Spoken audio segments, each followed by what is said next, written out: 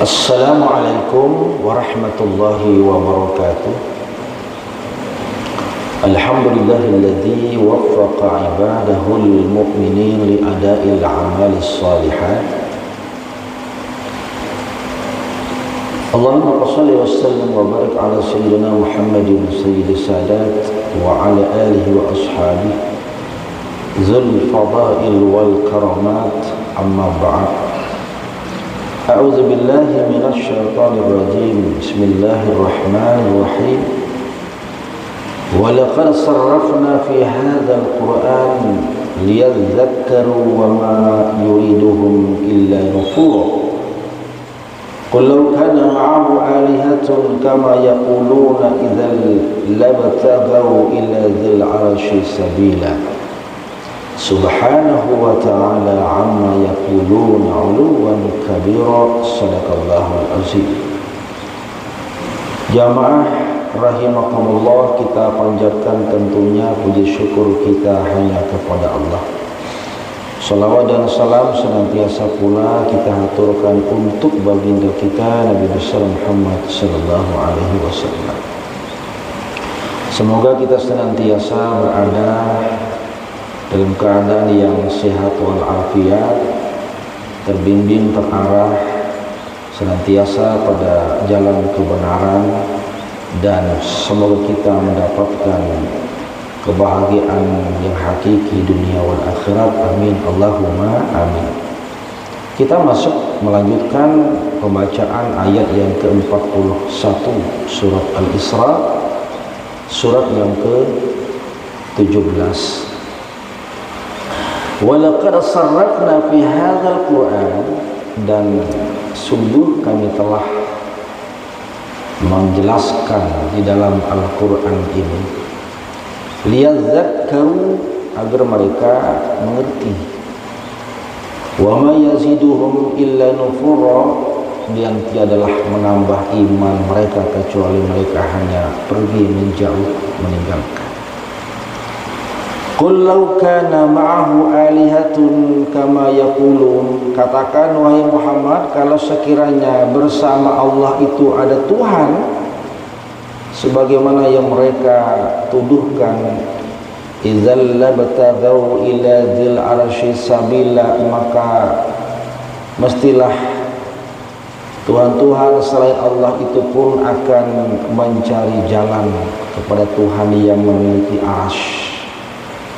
Subhanahu wa ta'ala, maha suci Allah, amma yaqulun, dari apa yang mereka katakan, dari apa yang mereka tuduhkan. Uluwan kabira, Allah itu maha tinggi dan maha besar. Ayat ini menerangkan tentang beberapa perintah larangan yang dulu disampaikan pada ayat yang ke-21 sampai dengan 39. Kurang lebih ada 25 larangan sekaligus perintah Allah di situ. Maka Allah mengatakan, walaqad sarrafna fi hadzal Qur'an, dan kami sungguh telah menjelaskan di Quran ini. Allah telah menjelaskan di dalam Al-Quran ini. Sarrafna itu asal katanya adalah membolak-balikkan sesuatu kepada sesuatu yang lain, memindah, mengalihkan satu tempat ke tempat yang lain. Dari kata-kata sarrafa itu muncul kata-kata tasrif, makanya di Quran ada tasrifir riyah, Allah yang telah membolak-balikkan angin ke kiri, ke kanan, ke utara, ke selatan. Walaqad sarrafna, kami bolak-balikkan. Apa yang Allah bolak-balikkan? Penjelasan Al-Quran. Maka kata-kata sarrafna diterjemahkan menjadi memahami. Karena proses pemahaman Quran itu adalah lewat bolak-baliknya kita terhadap ayat yang kita baca. Orang itu kalau ingin memahami Al-Quran, maka Quran dibaca. Pembacaan kita kepada Quran tentu tidak hanya sekali, dua kali, tapi akan terus menerus. Mun kita membaca lembaran Quran, kita buka lembar demi lembar, dibolak-balik. Tasrif, sarrafna fi hadzal Quran, kami bolak-balikkan. Ini merupakan kinayah, bahasa kiasan untuk menunjukkan bahwa Allah sudah menerangkan dengan cara berulang-ulang, berkali-kali menyampaikan apa yang menjadi perintah, apa yang menjadi larangan Allah.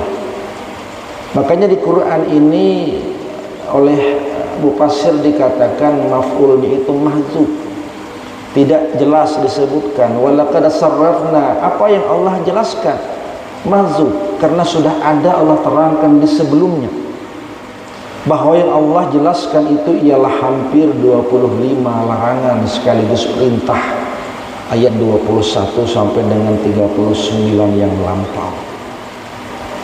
Maka ini merupakan iktibar bahwa Allah itu berupaya dalam tanda petik, berkeinginan agar Quran yang disampaikan kepada Nabi Muhammad SAW dipahami dengan baik, dan cara untuk memahaminya adalah dengan cara kita membaca tidak cukup sekali tapi berkali-kali, istilahnya dibolak-balik Al-Quran. Sudahkah kita membolak-balik Al-Quran, membaca? Cukupkah dibaca saja, tidak dipahami? Apa membolak-balik saja kalau tidak dipahami? Maka liyadzakkaru, apa tujuannya kemudian Allah itu menerangkan segala perintah larangan di Quran yang dulu sudah disampaikan hampir 25 kandungannya? Liyadzakkaru, agar mereka itu bisa paham. Zikir, kata-kata zikir itu bukan sekedar ingat. Dan kata-kata zikir di sini bukan lawan kata nisyan. Ingat lawan katanya lupa. Di Quran dalam ayat ini kata Ar-Razi, pengertian zikir bukan dalam arti ingat sebagai lawan kata lupa. Tapi zikir di sini ialah agar orang bisa paham, mengerti, meresapi, menginsafi, bukan sekedar ingat saja.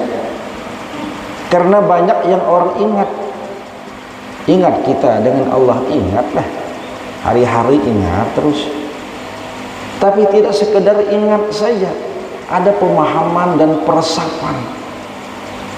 Ada orang yang ingat tapi kadang-kadang kan tidak melakukan apa yang diperingatkan kepadanya. Orang kadang-kadang berbuat mungkar, berbuat dosa bukan karena tidak ingat kepada Allah, ingat aja. Bahkan istilah kata mencuri berbismillah, sangi ingatnya kepada Allah. Bukan tidak ingat saja. Cuma dalam kategori ini dia tidak mengerti, tidak paham, tidak meresapi. Maka Quran yang Allah jelaskan itu liyadzakkaru, dipahami, diresapi, dimengerti. Tidak sekedar untuk diingat saja. Ingat dengan Quran, ingat di rumah banyak Quran di lemari, letaknya di mana ingat masih. Tapi sudahkah dipahami? Belum. Ini persoalannya, liyadzakkaru. Maka zikrullah yang biasa kita sebut zikrullah, ingat kepada Allah, bukan ingat saja.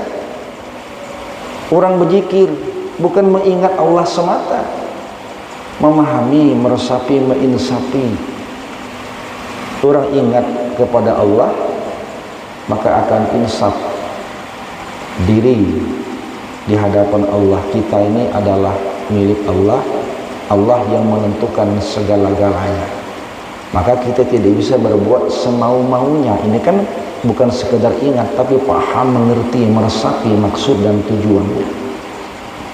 Zikrullah, ingat kepada Allah, mengerti, paham betul akan keberadaan Allah. Allah itu maha meliputi, maha melihat, maha mendengar. Makanya orang yang berzikir kepada Allah senantiasa zikrullah, maka dia tidak akan mudah untuk melakukan kemungkaran karena di hadapannya ada Allah. Allah Maha melihat, Allah Maha mendengar. Tidak bisa kita berbuat semau dan sekehendaknya dengan apa yang ingin kita lakukan. Liyadzakkaru zikrullah oleh Ar-Razi disebutkan juga berarti adalah zikrul lisan memang. Ingat itu juga artinya adalah bagaimana lisan ini, lidah ini berkata adanya Allah. Abdul zikri la ilaha illallah. Zikir yang paling utama adalah kalimat tauhid la ilaha illallah. Zikrul lisan. Tapi ujar Imam Ar-Razi, zikrul lisan itu memang sebagai media penghantar bahwa hati ini bisa paham, mengerti. Maka zikrul lisan itu menjadi penting. Orang berzikir, makanya kemudian lisan berkata, lidah berucap la ilaha illallah. Lidah berkata. Ketika lidah ini berkata bahwa tidak ada Tuhan selain Allah, terus diucapkan, makanya orang berzikir itu ada kadang-kadang jumlahnya sebagai amaliyah, mengulang-ulang agar apa yang kita baca itu memberikan bekas ta'sir fil qalb, memberikan bekas ke dalam hati. Dari kata turun ke hati. Membiasa dari mata kan turun ke hati. Ini dari kata-kata turun ke hati. Maka perkataan jauh lebih berkesan ketimbang penglihatan. Orang berkata semakin banyak dia katakan terus diulang, apalagi yang dikatakan, yang diucapkan ialah kalimat tauhid, maka itu akan memberikan bekas ke dalam hati seseorang. Maka zikrullah atau tazkir di sini juga berarti adalah zikrul lisan, bagaimana kita mengingat Allah dengan cara mengucapkan kalimat tauhid la ilaha illallah di lisan, di lidah kita. Tapi itu sekaligus menjadi media penghantar ke dalam hati, meresapi, menginsafi diri lewat kata. Jamar rahimakumullah. Maka Quran itu menjadi tazkirah. Dan salah satu nama di Quran, sebagai nama Quran adalah az-zikr. Wa ma anzalna ilaika dzikra litubayyana linnas. Tidak kami turunkan az-zikr Al-Quran kecuali menjadi penjelas bagi manusia. Quran disebut dengan tazkirah, az-zikr, karena Quran itu berfungsi mengingatkan orang. Tidak ada sumber yang paling utama dan paling hebat yang bisa mengingatkan orang, menyadarkan orang kecuali Quran.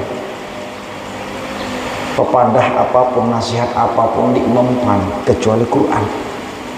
Karena Quran adalah pemberi nasihat, pemberi peringatan. Liyadzakkaru. Jamar yang Allah. Wa may yaziduhum illa nufura. Dan tidaklah bertambah iman orang-orang kafir kecuali bahkan mereka pergi menjauh, meninggalkan. Orang-orang kafir itu apapun bagaimanapun Quran itu dibacakan, disampaikan di hadapannya, sawa'un alaihim a'anzartahum am lam tunzirhum la yu'minun. Ini sifat orang kafir. 1001 macam ayat dibacakan di hadapannya, dia mau juga beriman kepada Quran. Wa ma yaziduhum illa nufura, bahkan mereka pergi menjauh, tidak bisa mendengarkan Quran, berjauh. Kira-kira panas telinga membaca Quran. Itu orang kafir. Orang kafir tempo dahulu Al-Quran dibacakan di hadapannya, panas telinganya, disumbatnya telinganya, berjauh, meninggalkan. Illa nufuro, pergi menjauh. Ini bahasa Al-Quran untuk menyatakan bagaimana sifat orang kafir kalau dia menjauh itu dikatakan dengan nufuro. Kata-kata nufur itu artinya pergi menjauh, itu asal mulanya digunakan untuk binatang. Quran menggambarkan kalau binatang itu misalkan kepanasan, kena terik matahari, maka ini akan kucar kacir pergi menjauh kemana-mana, hanya lari. Itu peribahasa Quran, ila nufuro. Kita bisa membayangkan kayak apa orang kafir kocar kacir, bagaikan seekor binatang yang kepanasan, tiba-tiba kepanasan lari binatang. Ini Quran meremehkan orang-orang kafir dengan gaya bahasa illa nufuro, kecuali dia melari menjauh kucar kacir karena Quran dibacakan di hadapannya. Jamaah rahimakumullah, ayat ini mengandung dua perbedaan pendapat di kalangan ahli ilmu kalam. Apakah Allah itu berkeinginan agar orang kafir bisa beriman ataukah tidak? Al-Jubai itu salah satu tokoh dalam aliran ilmu kalam yang disebut dengan aliran Mu'tazilah. Jubai dulunya ini gurunya Imam Abul Hasan Al-Ash'ari.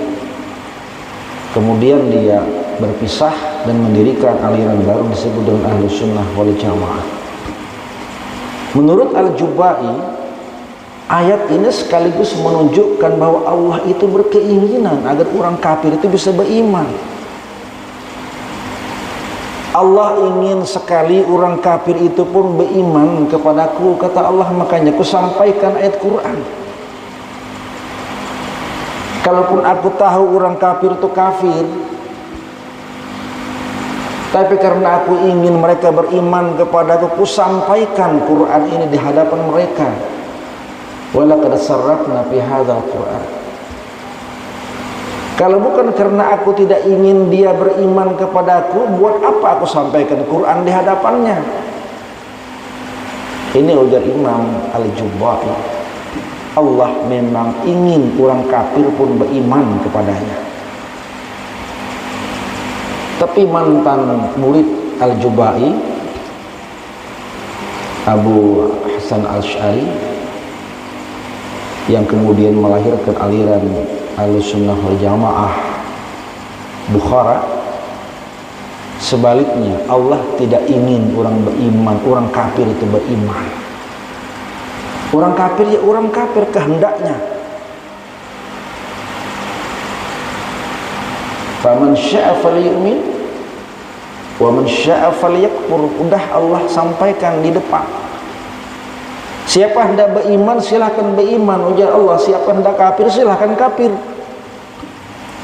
Kehendak manusia memilih imankah dia, kafirkah dia. Allah hanya memberikan. Mau dia beriman, beri iman. Mau dia hendak kafir, beri kekafiran. Tapi mau dia sudah kafir, ujar Allah, itu kehendak dia, biarkan saja dengan kekafiran. Al-Asy'ariyah mengatakan Allah sebetulnya tidak ingin orang kafir itu beriman karena itu sudah pilihannya. Ingin seorang hendak kafir, silahkan nikmati dengan kekafirannya. Itu sebabnya kenapa kemudian dikatakan bahwa Quran yang disampaikan kepada mereka itu tidak akan berguna sedikit pun. Wala wa ma yaziduhum illa nufur. Tidak menambah keimanan mereka sedikit pun. Percuma. Illa nufur, bahkan kecuali mereka hanya lari tunggang langgang kucar kacir meninggalkan kita. Apa memberikan Quran, menjelaskan Quran ke hadapan mereka kalau memang mereka orang kafir dengan kekafirannya. Ini pendapat Al-Asy'ariyah. Tapi ini pendapat boleh-boleh saja. Intinya gambarannya bahwa orang kafir itu begitu hina di mata Allah. Orang kafir kalau sudah kafir dengan kekafirannya, maka sulit untuk diberikan nasihat, mau'izah dan ibrah ke hadapan mereka. Itu intinya. Jamaah rahimakumullah. Qul law kana ma'ahu alihatun kama yaqulu, katakan wahai Muhammad, kalau sekiranya bersama Allah itu ada Tuhan selain Dia sebagaimana yang Dia katakan, sebagaimana yang Dia tuduhkan, idzal labtagau ila dzil arsyis sabila, niscaya mereka pun akan mencari jalan menuju Tuhan, menuju Allah, pemilik arasy, pemilik alam semesta. Orang-orang kafir itu menganggap Allah itu tidak esa, tidak tunggal. Bersama Allah ada Tuhan-Tuhan yang lain. Tuhan-Tuhan yang lain sebagaimana yang sudah dibahas adalah yang pertama patung berhala, yang kedua hawa nafsu. Mereka telah menjadikan patung berhala sebagai Tuhan selain Allah. Kalaupun mereka ditanya, apakah engkau menyembah berhala, patung berhala? Mereka pun tidak mengatakan kami menyembah patung berhala. Patung berhala yang kau anggap kami sembah itu hanya merupakan media yang bisa menghantarkan kami kepada Allah. Ini bahasa orang kafir nih memang hebat, maulah bahasa apa? Bahasa ngeles. Kita menyembah berhala kan? Kami menyembah berhala. Berhala ini hanya merupakan media agar kami sampai kepada Allah, ujarnya orang kafir. Qul law kana ma'ahu alihatun kama yaqulun idzal labtagau ila dzil arsyis sabila. Katakan, kalau memang patung berhala itu hanya merupakan media saja yang bisa menghantarkan dia kepada Allah, tidak menyembah berhala, apakah patung berhala memang bisa menyampaikan kepada Allah? Apakah patung berhala bisa menyampaikan maksud tujuan kepada Allah? Tidak bisa, karena patung berhala adalah benda mati. Maka Allah menegaskan, katakan wahai Muhammad, idzal labtagau ila dzil arsyis sabila, karena patung berhala itu tidak bisa menyampaikan kepada Allah, bahkan dia sendiri mencari jalan kepada Allah. Bagaimana mungkin Anda menjadikan patung berhala sebagai media penghantar kepada Allah? Mustahil. Ini jawaban Quran. Katakan wahai Muhammad, kata Allah kepada mereka, tidak masuk akal menurang ngeles dengan bahasa kami tidak menyembah berhala, kami hanya menjadikan dia sebagai perantara yang bisa menghantarkan kepada Allah. Macam apa patung berhala bisa menyampaikan benda mati? Maka tidak waraslah akidah akal orang-orang kafir yang menjadikan patung berhala meskipun bukan Tuhan langsung, tapi sebagai media menghantarkan dia kepada Allah Subhanahu wa ta'ala. Subhanahu wa ta'ala amma yaqulu, maha suci Allah terhadap apa yang mereka katakan, terhadap apa yang mereka tuduhkan. Allah kunci dengan kalimat tanzih. Tidak mungkin Allah itu punya tandingan, punya saingan. Ada Tuhan selain Allah, tidak mungkin. Subhanahu wa ta'ala, maha suci Allah yang maha tinggi. Amma yaqul uluwan kabira, Allah itu maha tinggi, Allah itu maha besar. Tingginya Allah tidak bertempat, besarnya Allah tidak berdimensi dan tidak bermasa, karena Allah itu laisa kamitslihi syai'un. Kalaupun ada kata-kata Allah tinggi, Allah besar, tidak digambarkan sebagaimana keadaan fisik jasmaniah, karena khawatir kita nanti menjadi mujassimah yang menganggap Tuhan, menganggap Allah layaknya sebagai makhluk yang bertubuh.